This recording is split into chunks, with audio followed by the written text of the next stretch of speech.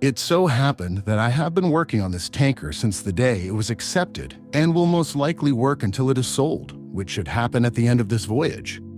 Over 3.5 years, we have already established our own team, and I have worked with some of my colleagues 3-4 times. This is very good, since everyone knows that they will come back here again and try not to leave behind any loose ends. I worked like this before, but it usually turned out that I changed not only ships, but also companies after another contract, since the technical condition of those ruins left much to be desired. So, this time I sat at home for almost 5 months, and usually, during this period of time, I forget even simple things about our sea life and completely switch to coastal everyday life, since if you do not do this, you can get fixated on the sea, and this is not very good for the brain.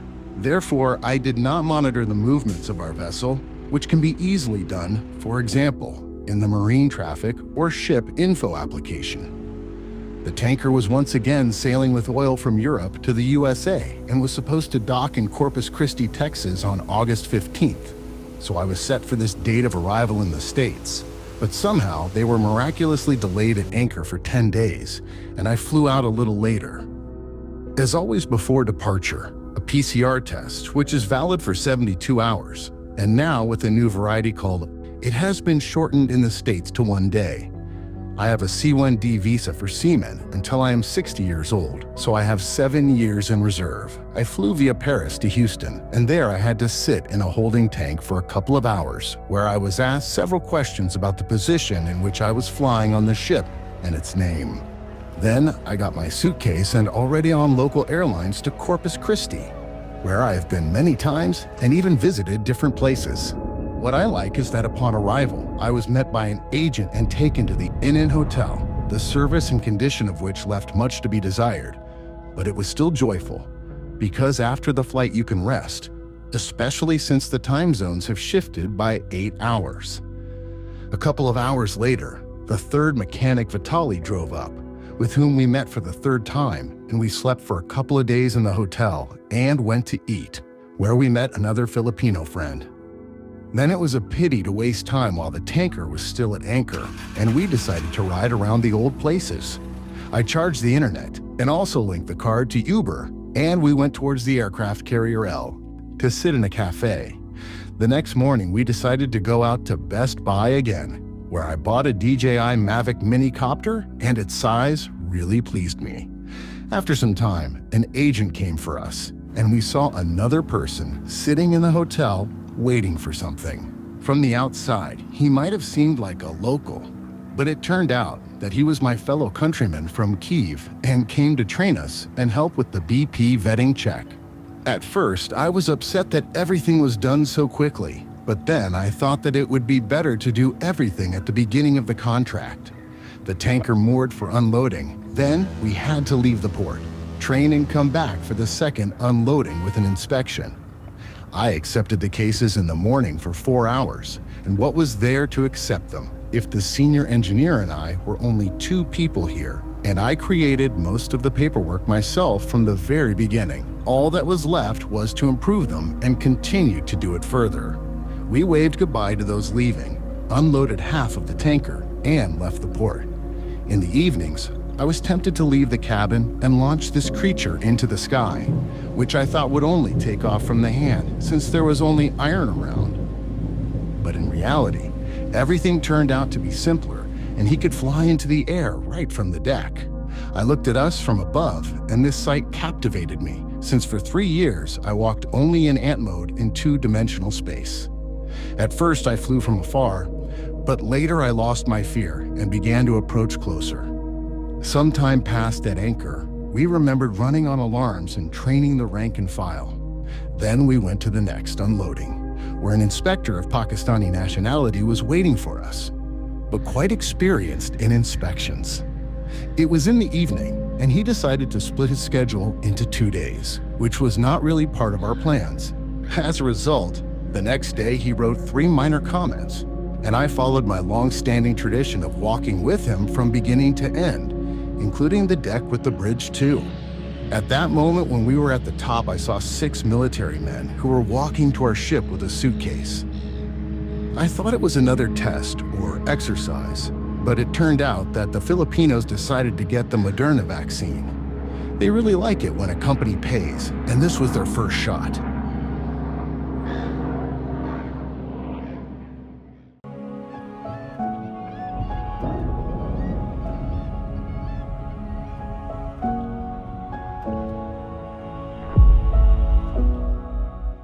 After unloading, there was bunkering with diesel fuel.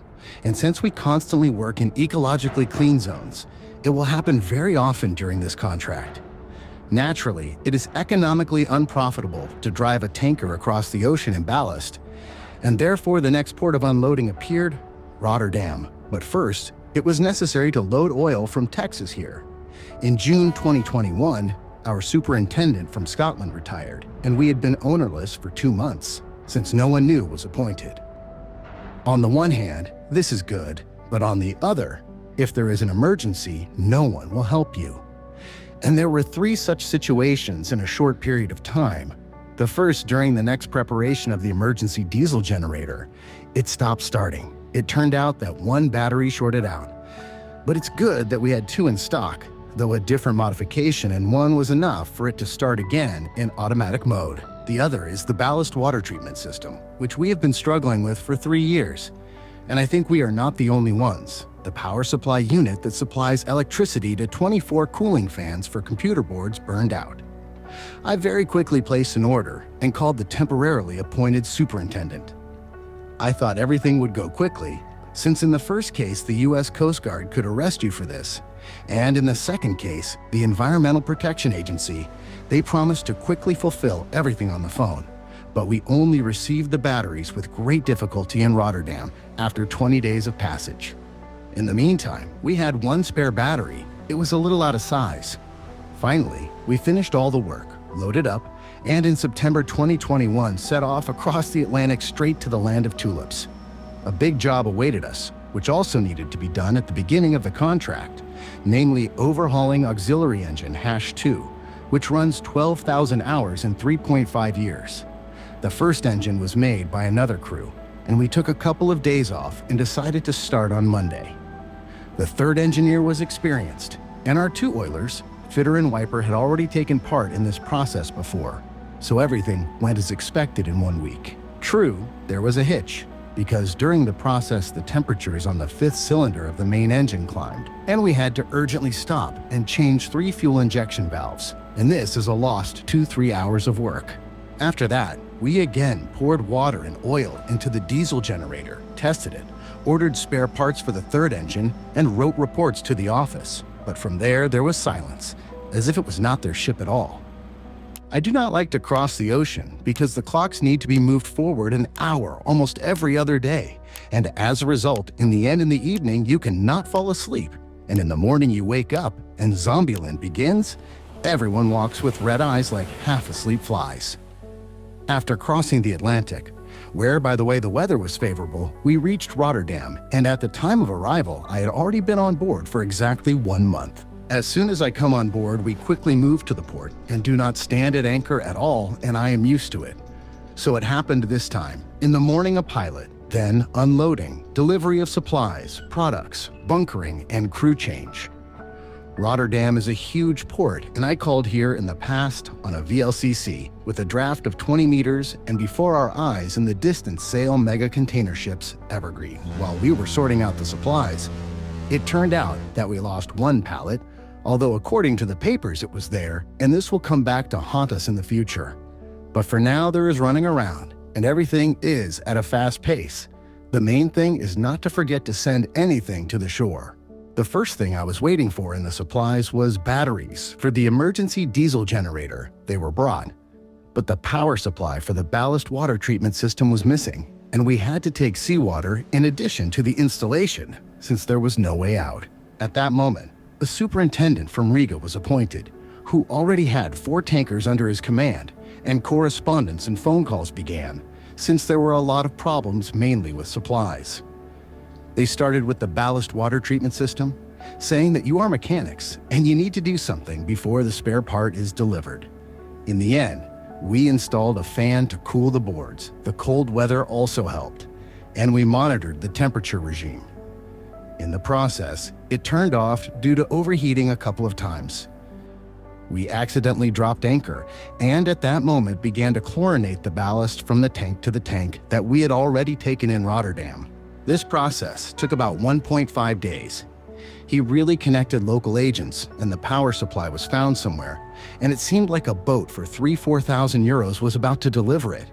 But we urgently moved towards the Suez Canal, since we received an order from the charter to load there. The only time during the entire contract when we were in ballast for 12 days, but oil is not needed in Egypt, as they have their own. The weather was very good, and somehow we passed Gibraltar, the Mediterranean Sea, and approached the loading port of Sidi Karir, which was located in front of the Suez Canal. This was very good, as there was no need to wait for a caravan and pilots, and also to go for 15 hours and constantly sit in the engine room. My contract is ending. I received information that the ship is going to be sold. I have mixed feelings about this. On the one hand, it opens the way to new ships, to learn something new, to work with new people, to somehow grow professionally in this regard, because new equipment and brains make you work. People should develop after all. Engineers stagnate if they stay on the same ship.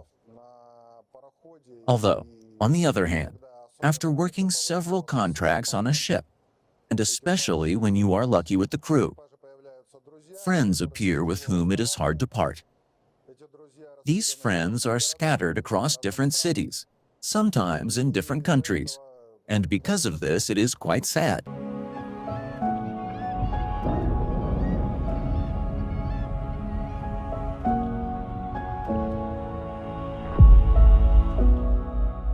As always, everything was done on the fly. A pilot, also a loading master in a white shirt and big shoulder straps, disembarked to us and began to direct when we were attaching a huge hose raised from the water. We loaded quickly in 14 hours and immediately set off on the return journey to Poland, the port of unloading, Gdansk. In the engine room, after years, there were already 5 of us from Russia and Ukraine, where I worked the 4th contract with Dmitry, electrical engineer, as well as 3 contracts with 2nd engineer Vladimir and 3rd engineer Vitaly, whom we met in the USA. For the first time in all this time, our 4th engineer Grigory came across. Before that, there were only Filipinos, and now he will also be replaced by a Filipino. But compared to them, he was 2 heads above in direct and professional terms, although this was his 2nd contract in this position. I did not experience any problems, because the 4th engineer's maintenance is such that I need to constantly contact him. He monitors tank measurements, rolls and burns sludge in the incinerator, produces fresh water, and monitors the sewage treatment plant and closes the water from the shower overboard when we enter U.S. waters. The rest of the rank and file were Filipinos, and we were set to work until 2022. Then suddenly the captain receives an email that some inspection ordered by the ship owners is coming to us. We were not told how to prepare for it or what its name was, but we were advised not to spread the word. We sat down and began to think about various options. I even remembered that while I was at the acceptance of this tanker in South Korea, representatives of the ship owners said that this is their style of work, to build ships and then sell them after 5 years of operation.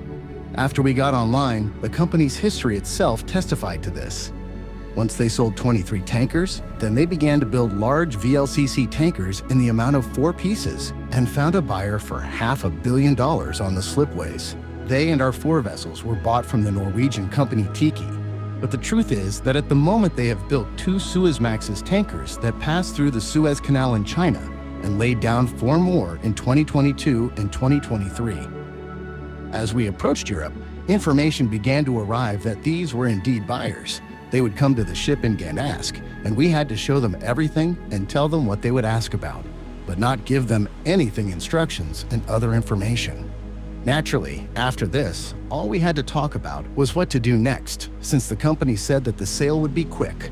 I didn't want to fly home again and then, after some time, send out my resumes and apply to other companies. And flying in our time with vaccinations, antigen, PCR tests, and other nonsense is very troublesome. But what can you do? Once the owner has made a decision, then so it will be. As they say, when money sings, the music falls silent. To be honest, I had already lost my desire to work on a global scale, but you can't escape from a submarine, and I had to pull myself together and see what fate would bring us in the future. We anchored in Poland for a while. The weather was windless one day, and I realized that I had to use the copter to the fullest extent, since soon I would no longer be able to film these views, and I had a lot of ideas in my head that needed to be organized into a video.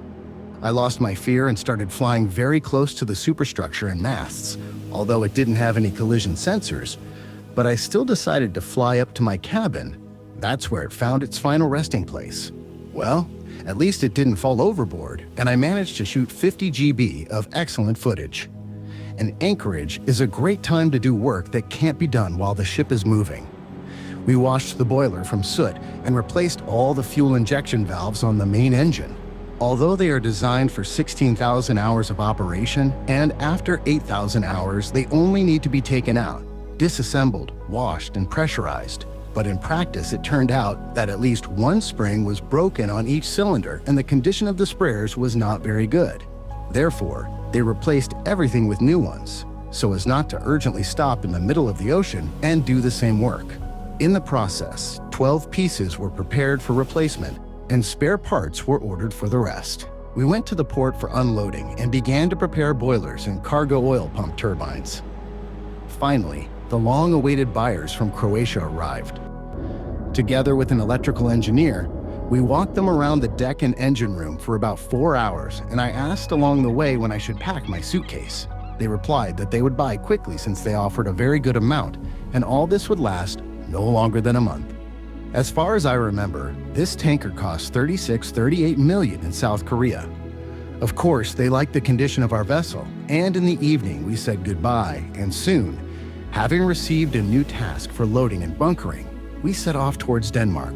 Here we had 3 loadings from ship to ship, as well as 3 bunkerings. The cargo was heavy fuel, which we loaded at a temperature of plus 48 C, and naturally, it would need to be heated before arriving at another port. By a lucky coincidence, this is my 4th contract and the 4th time I get to sell a vessel. Even if you didn't know about it before, after I arrive, sales begin. Of course, it's a pity to part, because I've heard stories of people who have been on a vessel for 3 years, they already consider it their own. And I'm jumping from one vessel to another and wondering if this wave of sales will ever end and I'll be able to work normally too. The first part of the episode, half a year in Atlantica, has ended. Subscribe to the Seaman's Diary channel, leave comments, put likes. Episode to be continued.